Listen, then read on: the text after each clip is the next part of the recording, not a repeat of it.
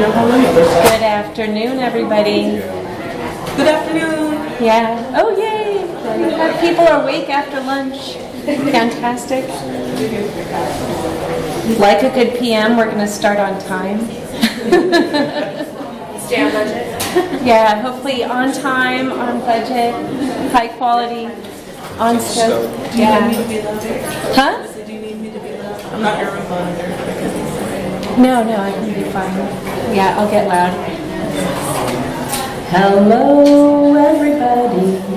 So glad to see you. We have something in our team. It's basically like a team question. And we were asked, if you were to torture someone with a song to play over and over again, what would it be? And somebody had used this little song that we have from our kids' music learning group, and it's the opening song to Music Together. It's a wonderful program, by the way, but boy, does it get in your head. And so I just wanted to break up the chatter with a little hello song. So hello, are you ready to heal a broken project? Yeah! Woo! Here we go. My name is Aimee Degnan. I have a lot of letters that prove that I do some project management. I also work heavily in the accessibility field. And also, it's weird, it doesn't show it on here. My background is pre-med. I did a lot of work in college and after with sports medicine. So kind of the healing type of aspect comes into play a lot here. So I work with, I'm one of the co-founders of Cook42. We're a full-service digital agency. We're also a certified women's-owned business. And we have over 20 years of experience of complex projects, including project recoveries, lots of them, process improvements, and big chewy things like migrations and media and accessibility, lots of multilingual, and we're here to help you. Who are you in this room? Who's a project manager? Raise your hand. We have about half the room. Who's a project sponsor? Who pays for projects? No one. There's a couple. I can see some folks that are pretty pivotal in agencies, so I'm going to gauge that you're a sponsor of your own internal projects. Who's a business analyst here? What? One, okay. How about a developer? Okay, so maybe about a quarter of the room. Who plays multiple roles? Who does it all? Okay, like half the room.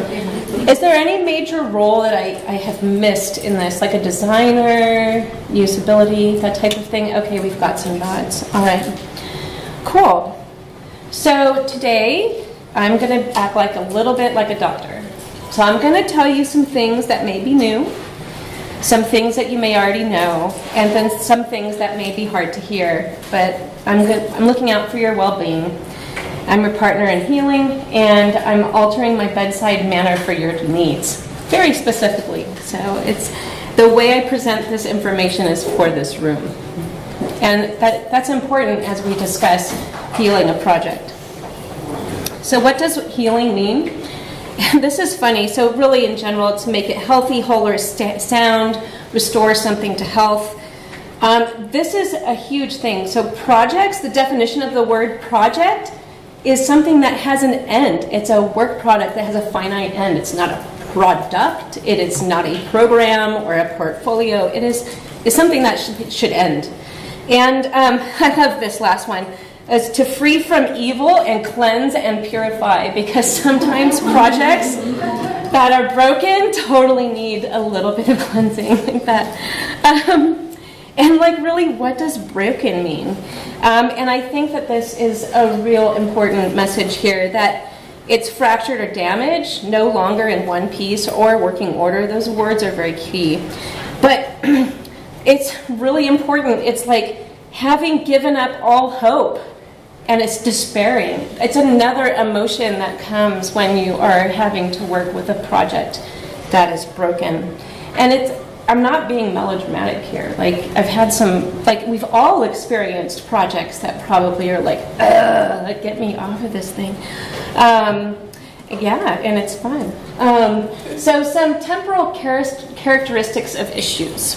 Okay, so I'm using some medical terms here. So acute issues are those things that are severe and sudden in onset. So these are issues like somebody had to take an emergency time off for a week. You didn't plan it, something, but life happens, and you have to adjust for hiccups like that. There are chronic issues that can occur over time, like things aren't delivering on time, that type of thing. And who's heard of this term called comorbidity? Yeah, those that are in accessibility and the medical field probably have heard this. It's simultaneous, multiple chronic issues. So not only maybe you have communication issues with the stakeholder on the team or the client, but you also may have communication issues with your internal team, and then you also have some long-term budget issues, that type of thing. It's multiple things happening at once. And complications is, it's similar to comorbidity, but it's like a difficulty, it's like a secondary issue, just aggravating others. So if you have some team stress because people are tired and they have project fatigue, then it'll just cause your velocity to slow for delivering and that type of thing. So it's good to understand how to identify issues in your project and what type of issues they are, because you can address and rectify the issue in different ways. Fixing something acute is much different than fixing something that's chronic over time. So how can you tell a project is broken? And really the first thing that everybody feels is, will this project ever end? Who's felt like that before? Okay, so most of the room. Really, has anybody really not ever felt this? Do people work in government here? And large enterprise? Even small teams that are doing delivery, sometimes it just feels like it never ends. And that actually feeling could be from both sides, but a lot of the stakeholders will say, is it done yet? I've asked you for this. I'm paying you for this. Is it done yet? Is it done yet? Hurry up. So let's do a primal analysis exercise together. This is like knowing that your gut is telling you that it's wrong. Okay, so we're going to use adjectives to give a Twitter-length description of your project. And I'm going to give you two. I'm going to give you one that we just recently did. It's an elastic-based federated search Drupal integration that was fast, furious, and finished on time. And that was fun. That was an exciting project. And it was a neat experience. I have another project, which was the reason why I wrote this session. Hear the words of my voice. Long, difficult, death, multiple deaths on the project team. This is real. You laughing? But that's nervous laughter because, key people with key knowledge died on the project. Like, what do you do to recover from that? It's real, right? Data corruption. Blah. Right? That's the expression. So there's two, right?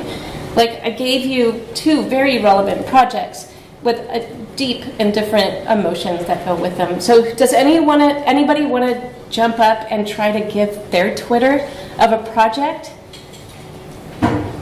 Come on, go for it. We have a user portal, and initially it was very useful. It replaced an annual process.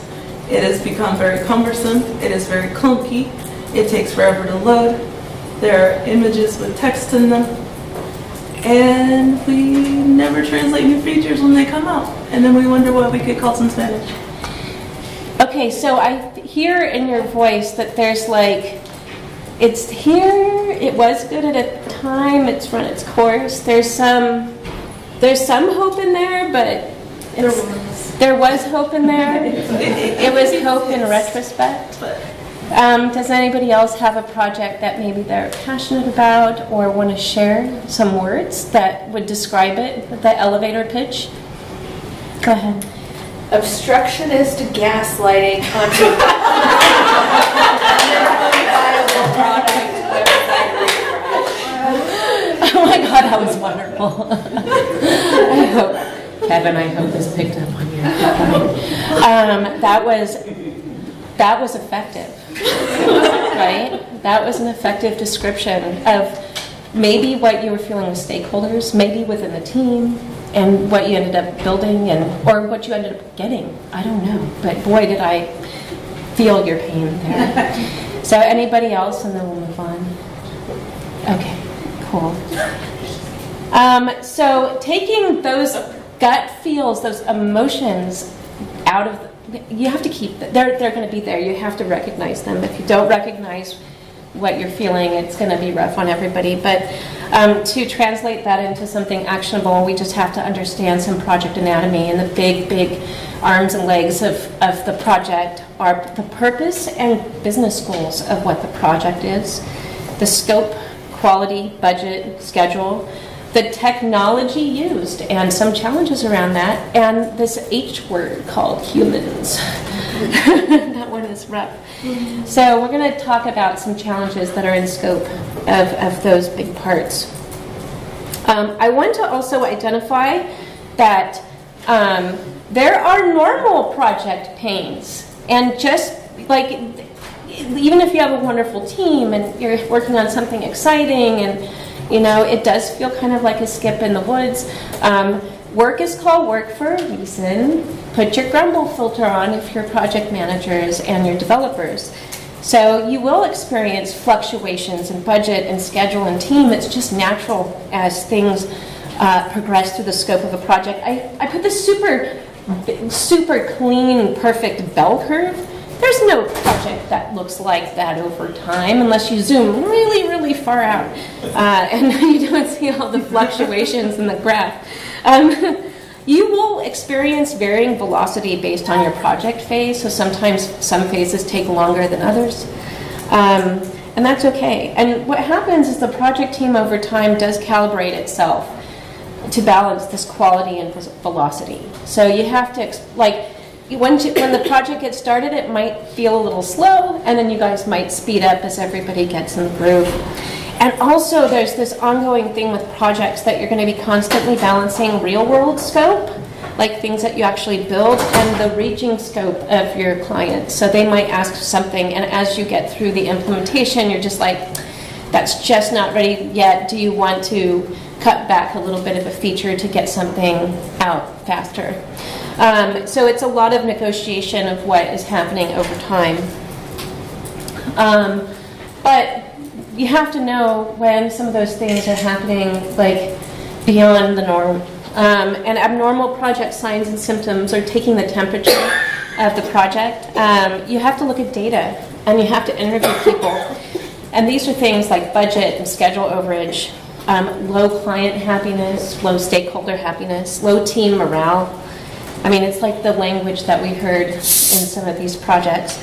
And you know what? Things aren't getting built, or like the wrong things are getting built. You're like, wait, we didn't ask for that. Yeah. See, that's the same intonation of the project. Yeah, it's like, but sometimes you have unplanned, impactful events, like company merges, changes in business, people dying on the project team. That happens. It's interesting. So you can look at some of those things. So who has ever come into a project and not had data? Like, okay, I have one hand, a few. Like, maybe you know that the money is like out the roof, but you have no information about the rest of the project. You're coming in blind. Yeah, that happens. That's about like a quarter of the people. And often if you're called in as a project recovery person, sometimes you are coming in with no information. So I'm going to cover a little bit of that. And so really what you're doing is you're answering a distress call. I am coming in, I'm approaching this from someone that's coming into a new project to fix it. There are some inherent challenges of having a project that everybody is fixed on the team and you're the only one, and like nothing is changing on the team type of thing, and it's sometimes harder to influence change, even for the good, and fix a project if you're in the mix of it. Sometimes you need that outside person, even if they're speaking the same voice and the same message that you want, even if you're helping create that message. It's very hard to influence change in a system that has got kind of having this pain inflammation cycle within the project. So, and so when you come in, you're like, what is going on with this project? That's a good question. You're going to go through triage, and who's familiar with the word triage here? A fair amount of people. And in medical use, it's the assignment of degrees of urgency to wounds or illnesses. So especially like in wartime, or emergency experiences, that's basically like take the most seriously critically wounded first, fix them first, let the people with cuts and scratches just hang out on the side a bit and wait. It's a really interesting concept because you can apply it to other things like project work. And also this is where you also assign degrees of urgency, right? So what is, not just what is happening, but also what is the most important. So triage in this broken project context is what is happening right now, like right now in the project. What is the first thing that should happen next? And the biggest question quickly is, should we stop all work, continue with caution, or keep going? Right? Because sometimes things are so bad, you're just like, well, stop the budget burn. Everybody just take a moment, right? And let's figure out what's going on. And if the project is that far gone, that's interesting. Sometimes you can continue with caution, but we'll talk a little bit about understanding what that means. So the first thing you want to do is really revisit the purpose of the project. Why was it even requested, right? The business objectives. And it sounds kind of silly to go back to the very, very, very, very beginning, but it really makes people think again. Why does the project exist? What was the stakeholder trying to do? And is the purpose still relevant? Because at this point there's time and money spent. They might just want to trash it. They might just want to like, no, done, lost investment. Or maybe they need to pivot internally for their business needs anyway. Maybe it's a good time, right, to change. And this is a big conversation to have with stakeholders, but you can do some upfront research if they have some fairly clear documentation of what the business objectives were, right? That's a lot of big challenges. If you don't have this information, it's very hard to read nothing, right? And so that's why you might have to ask them again. If you have no documentation, ask them again. And also, like the team may have changed. It's interesting. What you want to do is review the project deliverables, and there's a lot of writing on here, but the essential thing is a lot of times you'll get all of these deliverables or things you have to build or make, and you'll have them in this big backlog. It's in Jira, it's in whatever, Trello, whatever, project management board you are, and the priorities of the things that were being built and what they had asked for are set by people that were maybe transient in the project or wrong, right? So you need to, or there might be some really good diamonds in the rough of what's been created. So that you need to go through what has been created, what is in the backlog, if there is a backlog, and figure that out. And also see, is anything defined, is anything built, are the right things built, and does everyone, clients, stakeholders, internal team, understand what needs to be built, right? And also there's this huge thing, it's like, are the things that you're needing to build going to lose context if they're standing alone? I've got this ticket, so like, here's a developer, you gave me this ticket, I built the thing, but if they don't understand the overall context of how it's been used, they could build it in the wrong way, but they don't know it, right? So let's give some context. And then you have to analyze the people, right? So stakeholders, and in project terminology, a stakeholder is anyone that actually is using your end product. I'm leveraging heavily stakeholders are the people with money in this speech. But the people who have asked you to do the work are paying for you to do the work. They have expectations. They have feelings. Well, everybody has feelings, but these are people with the money, so you have to really make sure that you're sensitive to their feelings. And they have needs. And their needs are really translation of what the business needs, right? And then the project team, you have to analyze the current skill, the size, the culture, and team behavior, right? And stakeholder behavior, right? So you're still in triage. What are you guys trying to do? What do you have? And who is on your team? Who is doing the work, right? Because all of this information... Oh, yeah, and then sometimes those meetings are like therapy, right? So there's a lot of like project meetings or therapy moments happening. But then, here I am, the project doctor, coming up, and I'm going to prepare for the diagnosis. And it's a hard conversation, right? At this point, you can take enough information to figure out what the heck are we going to do with this project. And you want to surface the findings from triage to the people with the money and make decisions.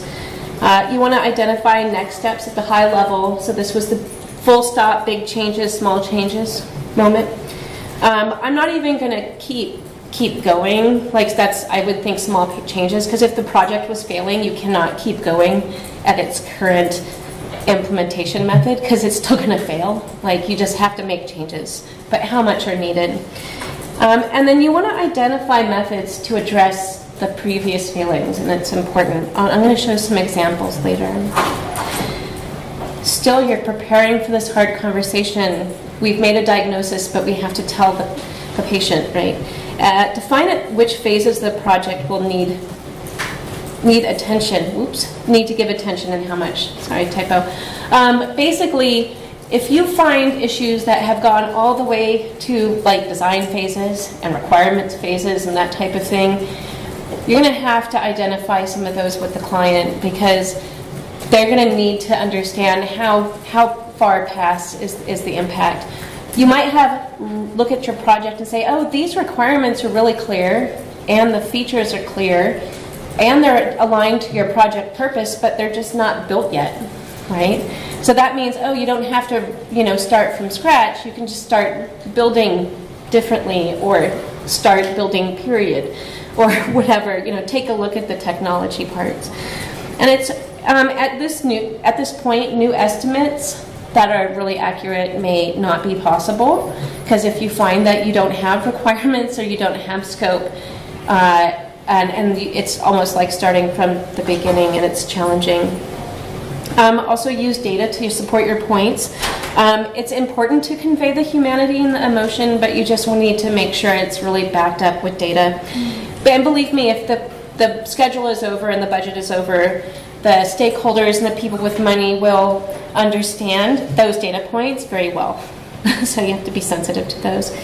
And also understand the stakeholders to prepare the most effective method to have this conversation.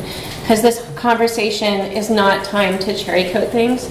It's time to have an open conversation, and it's a challenging one. It's a fearful one for some people. Like, I own an agency, and I have to tell sometimes, on recovery projects, hey, the stuff that someone built is just almost a waste sometimes, and I'm not going to tell them like that. I have to be far more cognizant of the bedside manner, but sometimes you have some hard things, but you look for the positive, and you look for the things that you can pull out.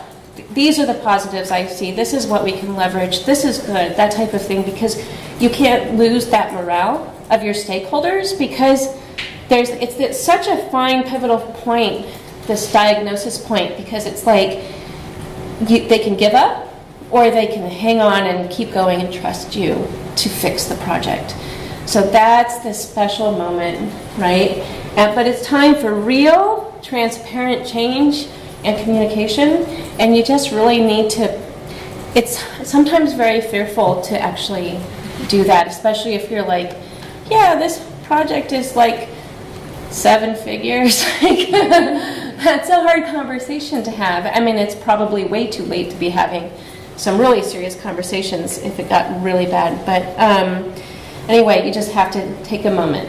And some things I found that was important to kind of put an example is you want to establish that you understand why the project failed in the past, and then you can identify how you are going to actively fix and mitigate those issues moving forward.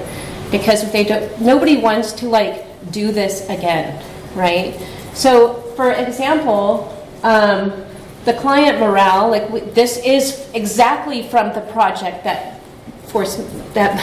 helped me feel strongly enough to write this presentation.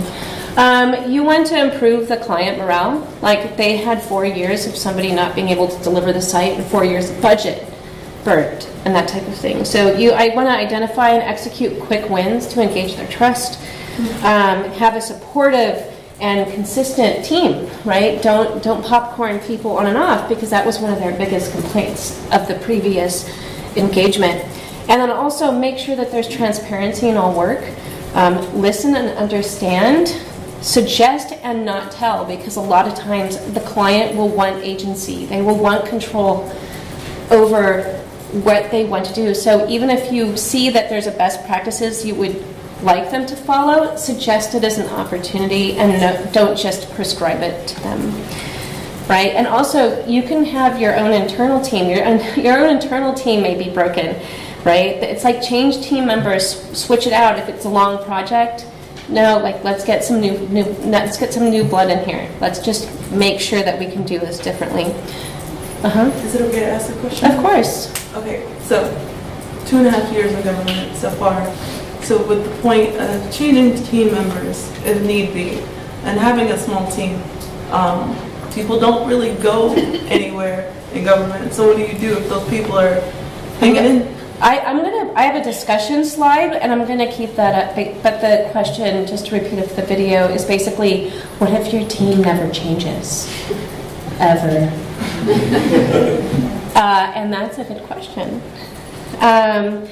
But you can do this. We'll get to that slide, because I want to open it up for the room, actually, to bring up things, because it's really valuable to have everybody discuss that. I'm going to talk a little bit about major interventions. And like when I talk about the pain inflammation cycle, like in healing, the more pain you have, the more inflammation you have, the more pain you have, the more inflammation you have, and it's just a cycle. And there's this moment where you have to cut that cycle to reduce the pain, to reduce the inflammation, to then heal. So here we're going to do a little bit of that. And you have to do sound music. Unfortunately, you have to start at the very beginning, because it's a very good place to start. Even if you don't do all the work of the project at the beginning, you must start at the very beginning to make sure everything is okay, right? Even if it's a cursory look and just like, yeah, there's some objectives and they're measurable. Cool, I can work with that.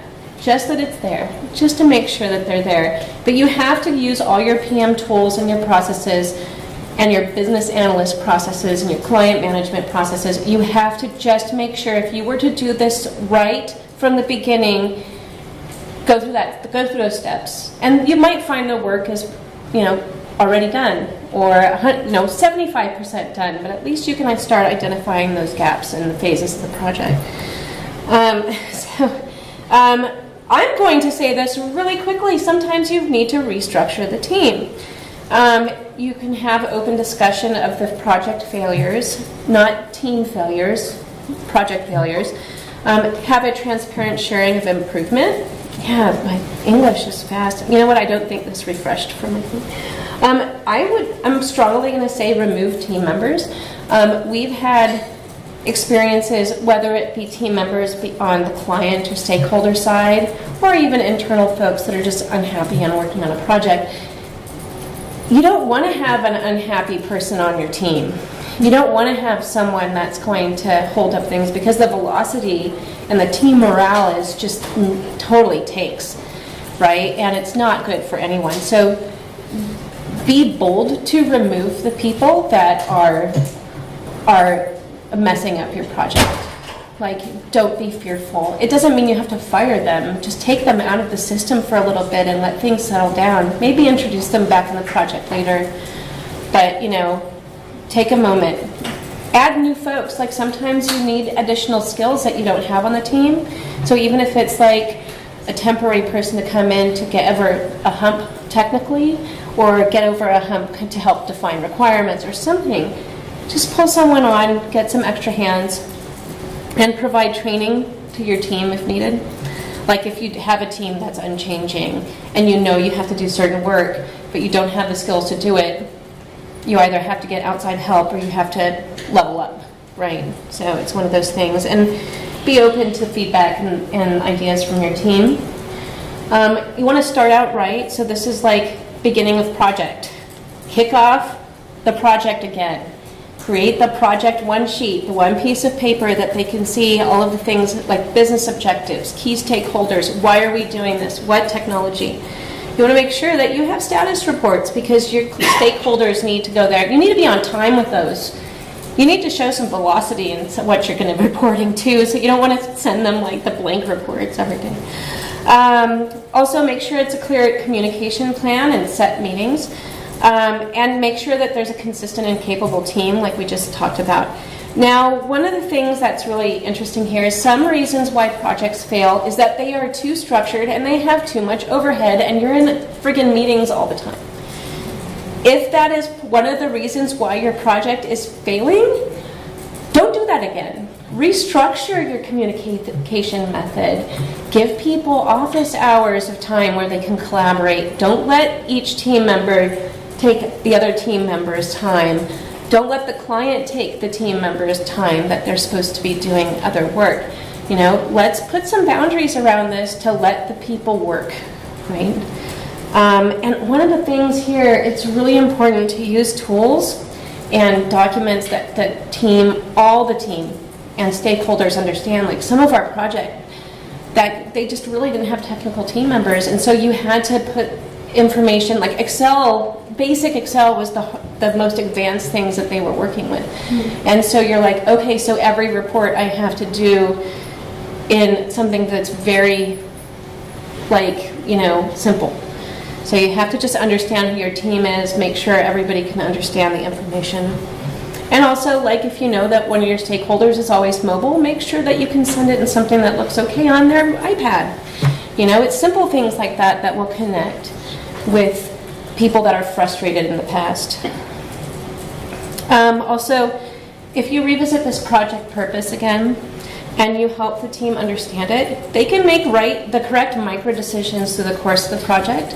That's not micromanagement, right? So if they understand, and they, you know, people and humans, they're smart. They have an ability to understand and connect the gaps if they are there. And so this is where you define and restate the business objectives with success metrics, like a checkout process exists and each page loads in less than, you know, X amount of time. Those are actually tangible success metrics, right?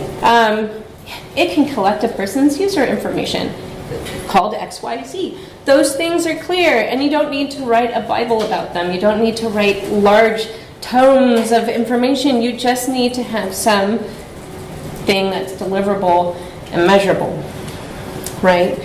And use plain English and contextual examples, because everyone at any varying level of technical expertise need to be aligned with the language, because the stuff that you're building is the stuff that they're going to be reviewing, right?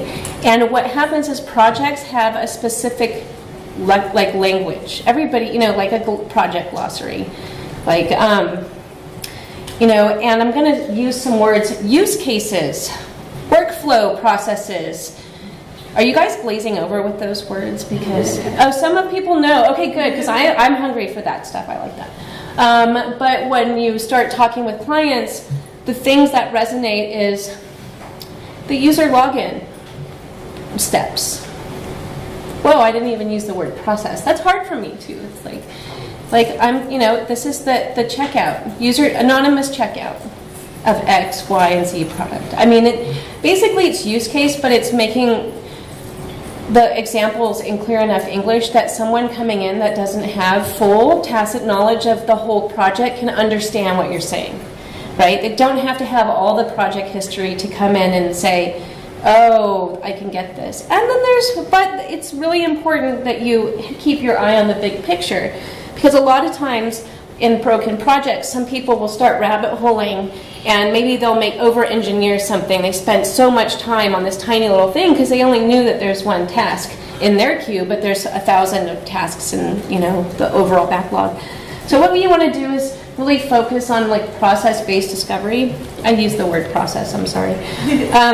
But a functional approach to expose gaps, right? Because if you are actually like trying to figure out, have they built stuff that maps to my stakeholders' needs? Everybody's stakeholder needs is a web.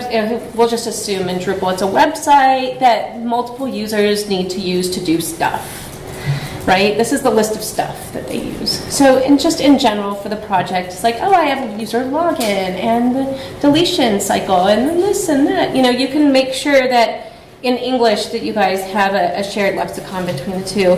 Also, we use very focused workshops and time box discovery, because discovery efforts can lead to more discovery. And use meeting facilitators that can navigate a tough room, because everybody's super sensitive at this point. Some people might be frustrated to redo the work. Some people may be really happy to be finally heard, and they'll take the floor and they'll just be like blah blah blah blah blah blah blah, and you're like, wait a second, I have so much more to cover. So you have to have a good active meeting facilitator. And who in this room has dealt with people who are rude in meetings and are not? Okay, so we've got enough. And then those people who don't want to admit that it's happened before. We actually, in some projects and clients, will just set up recording meetings. Every meeting is recorded, period. Because of lack of basically the client's accountability. Mm-hmm. And it keeps people honest and human, because there were some nasty things going on, and it's like, from the clients, you're like, whoa, what is happening? This is not cool. And when you talk about working in a small team that never changes, and also if it's very hard to deal with some other issues that may happen, if you have stuff going on in your team and that type of thing, you have to make sure sometimes you have just a level playing field of this is what's happening in these meetings. So this is a huge deal, and approaching the recorded meetings conversation was interesting with the client when we actually used it. But it's been very nice, because the client loves it, because it's the stability of us understanding what they've said, and they don't have to repeat themselves. And for us, it's like, oh, thank you for speaking in a more humane way to our team. So, yeah, go ahead. I have a question. I just wondered, I don't know, I'm not familiar with the term time box discovery. Oh, that's because the question is, I'm not familiar with the term time box discovery, because I shoved two concepts together on that line. Oh. So basically, I'm time boxing. I'm not letting discovery of this thing go past a certain point, because at that point, discovery efforts can lead to more discovery. But if you give maybe a window, hey, we're going to give an hour to have you walk through this one process of the site as is. And you can get as far as you can. Maybe it's going to be 2 hours or something, because you probably have already done it yourself. You have a rough idea. It has time to talk about it. But if you time box it and keep people on task, and that's where the meeting facilitators really come to play, then it keeps people on task, instead of going oh, but then this thing, ancillary thing, 4 steps down the way is blah, blah, blah. And you're like, wait a second, those things are really important. You have to always write those down, because that feeds into your next discovery about that topic. Those morsels of information are great, but you can't let them distract the thing that you're doing right now, because you'll never finish that thing right now and even be able to talk about the next thing. So, let's see. And this is where the word risks, where it exposed risks and discuss realistic risk mitigations. So this is where, you know, you talk about team structures and lack of requirements and technology challenges and stuff like that. And then the overall missing, incomplete, incorrect features and technical debt. So it's that same, maybe deeper process that you did in triage. You might have to do a little bit further. And if it's really bad or things aren't defined, you need to redefine the project deliverables. And this is where you're like, why did it fail in the first place, right? So you might have to see, oh, we're building the wrong things because we never wrote them down. We're building the wrong things because the developer did it wrong. Or we're building the wrong things because the client said 3 different ways, all of them from different people, and they never signed off on the one thing. So maybe there's all these reasons why it couldn't, things might need to be redefined. But I didn't put sign off, but you should get sign off, even if you have like a very agile, if you're using an agile development structure, make sure your requirements are a little bit less agile. You can have learning and tweaking from it, but a lot of times if you keep changing the requirements, without like input and review of what the actually output was, you're just never going to finish. It's like, hey, go build me a blue house. No, go build me a purple car. No, do this, do that. And it's like if you're changing focus that often, nothing is ever going to get done, right? And also keep requirements in context of like overall processes and like, you know, interactions with the site, and use plain English and avoid jargon as much as you can. Like here, if we're going to say like you're going to be working in a very specific field that you need to use jargon to explain, it's not jargon. If you need to use technical terms to explain what you're building, that's fine. That's good. Just make sure that you, if you're using project-specific jargon, like the acronyms. Acronyms are horrible. Make sure that you actually define what the acronyms are, because it's a PITA to figure out what the TLAs mean. Sorry. Yeah. So basically, after you start and get those things all taken care of, you start work, and time passes, and you keep on doing your project processes. But sometimes, even when the project started correctly, the project doesn't heal, and we're going back into therapy in here. Because it's important. It's important to make sure we can finish this project. And actually, this is where I kind of wanted to open up the discussion about some of the causes and possible responses that we can do in these certain type of things. So a big thing is no executive sponsorship. What do you do if you have no support financially or with power? Like for me, I'm just like, you can find a new one. You can find a new sponsor. But if the person who is like actually leading the charge, actually this is interesting. So if the person leading the charge leaves the organization, then you could have like a project going, and then all of a sudden you lose your sponsor. It doesn't mean that they're walking away. It just means they're just gone. So you have to make sure, is the replacement still going to sponsor me? Is their temporary replacement going to still sponsor this project? Like sometimes the project already has budget and stuff, so it'll keep going, but you need to get their buy-in, you know, and make sure that they're on par with you. What if you have no clear purpose for your project? What would you do if you didn't know why you're making your site? All right, go ahead. I had a project that actually had the top 4. Oh, the top all 4. In one. Yeah. And what we ended up doing, and we're wrapping this up at the beginning of the next fiscal year, is writing a document, because it is a thing that everyone in government wants, but no one knows how to do it. And so what we're doing is we're using the rest of the funds to write up a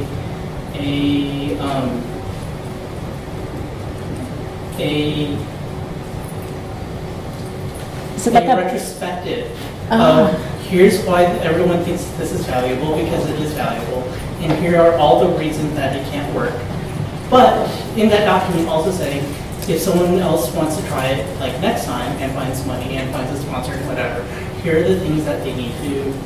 Here are the gates that they need to figure out for success. So basically, to recap, it was for the drain budget, no clear requirements or purpose, and no sponsor. You took the remaining budget and did a retrospective wrap-up with a platform for someone to pick it up and move on with it if they wanted to.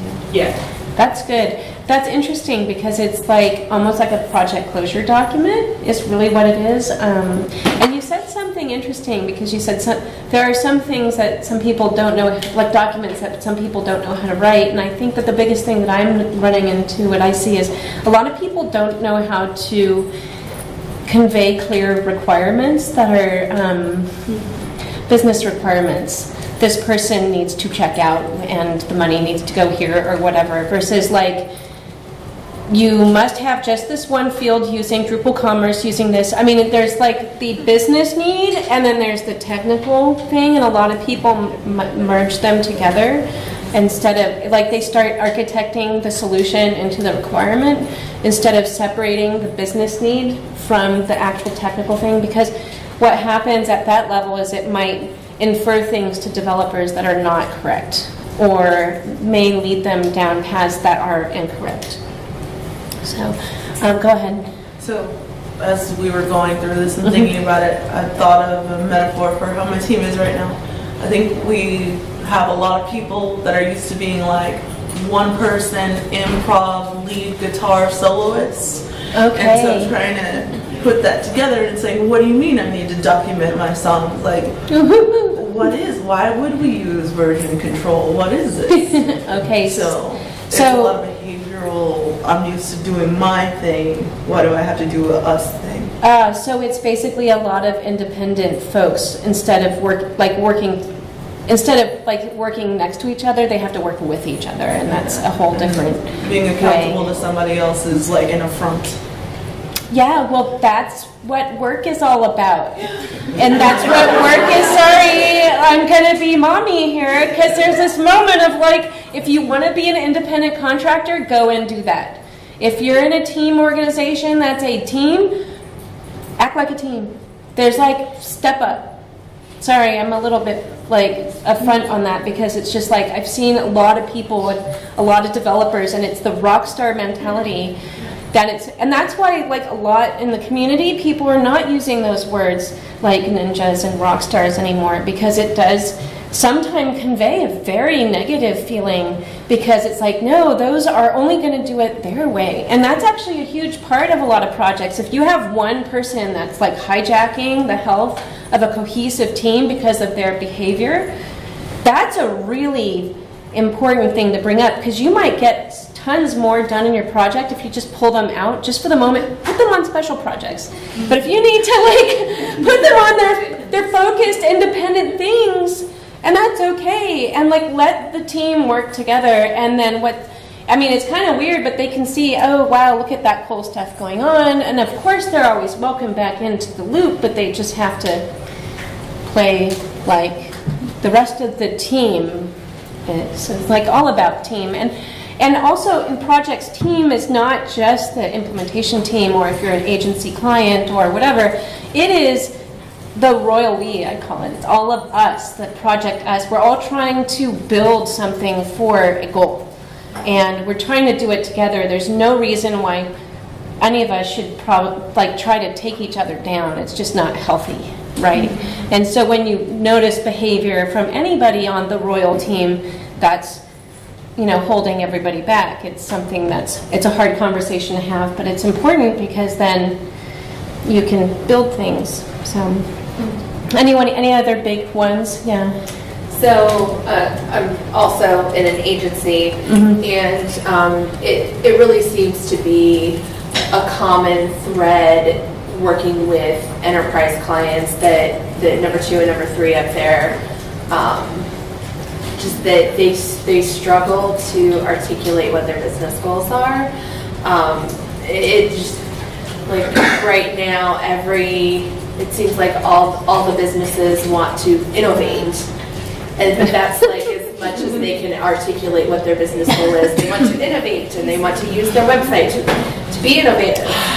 To innovate. And they want to sell whatever it is, but not in the same way as everybody else in their industry. Right, and I think that that's one of the reasons why if you're in an... They want to be the Uber of whatever it is that they are, or yes. the Amazon of whatever it is that they are, or the Apple of whatever it is that they are. So to re-clarify for the video is that but they can't actually say what that means for their actual industry. Yeah, actually the stakeholders and sponsors have a difficult time to articulate their purpose and requirements beyond I want to be like Apple and I want to innovate. Duh. Right, and actually, this is really valid if if you are doing innovative work and really rich discovery and forward thinking and very forward work. That's what you're paid to do, but that's part of like the consulting. That's part of the scope is writing scope, right? So, but if you're getting to a point where like, no, we're just paying you to implement here, go, and like they give you a lob of like just innovate me. You're like, well, what does that mean? So it's just making sure that those conversations happen. But I see a lot of that. I see a lot of that just in all the different projects. It's just people don't know how to articulate what they really want until you start getting them to just talk about like, and the persona-based use cases are really good. So it's kind of bringing them there. Any other big interesting ones that you guys are maybe going through a challenge and you want to talk about? We have a hand up. I guess from past experience, I've noticed a lot of projects really develop because there's no clear decision maker. Yes. Okay. So, what if you do not have a great decidator? Like there is no clear decision maker, and boy, is that because? And I think that understanding some of the root causes, it's like nobody wants to be blamed.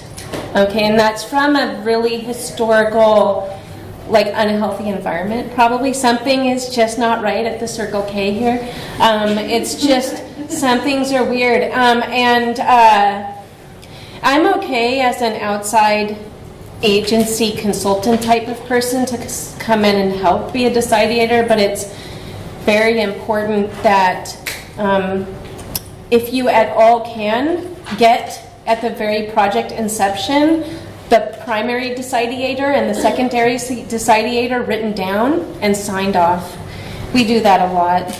Even on tiny projects where we know it's only one or two people, we just have that conversation. We just let them know. And so they know that, if they go on vacation for a week, they need to hand the baton off to their second in charge, and things are still going to keep moving. The decisions will still be made. Right. But yeah, that's a tricky one. I mean, I think that happens a lot in internal environments and like where you're doing like, if like an IT department is doing work for another part of the business, well, that happens a lot. I don't want to own that. It's challenging conversations. So when you know that project health is achieved, basically, are you taking your medicine, exercising, and eating right? You may need a few waves of kind of this like cleanup to make sure that the project's recovered, because sometimes you'll be like, oh cool, we improved a lot of things, oh but we discovered some technical debt that we didn't see at the first round or something. So that's okay, that's natural. It's just like healing yourself. But you know that things are good when you can see what the end, what the end of the project looks like. You can see the end on a schedule, and it's tracking to that. People are smiling. That's a huge measure, right? And you have managed time, cost, scope, quality. And then change is not as disruptive, right? Having a death on a team is pretty disruptive. Things like vacations or hiccups or something like that, like unplanned stuff, is not as disruptive, because you have the structure to bring another person into the team if you need to backfill that. Because if you have all your stuff written in plain English, people should be able to, and using team-based best standards, you should be able to roll someone in on a project. And more cliches, an ounce of prevention is a pound of cure. You will ask yourself, was it worth it? I still question myself on the project that caused this. I would say no, for me, personally, on that project. Other projects, yes. Center yourself, apply the lessons to future projects. It's a balancing act. There will be more bumps in the road. Just make sure you have your good tires and good shocks. Keep your determination and a sense of humor, because like you can apply the magic button and then it will work. And you will feel the benefits, and that's about it. And do you guys have any questions in addition to the discussion that we had? We have a hand up. Are you doing this for post or presentation online? I am right after this. I'll post it up. Yeah. And we have a table out in the middle across from Pantheon if you want to come by and chat and have therapy. We can have some tea. We can talk about things. It's okay. I'm here. All right, cool. Thanks, everybody.